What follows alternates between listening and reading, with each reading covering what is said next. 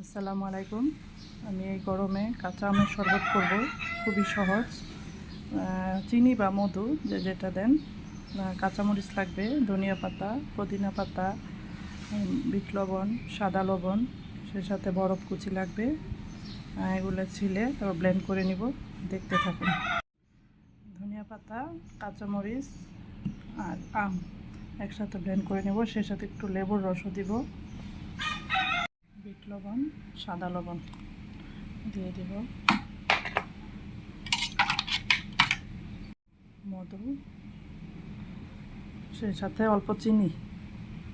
তৈরি হয়ে গেল মজাদার কাঁচা আমের শরবত, একদম ফ্রেশ।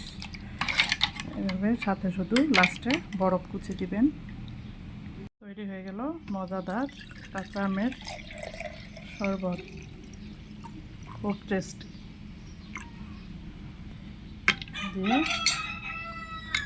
পরিবেশন।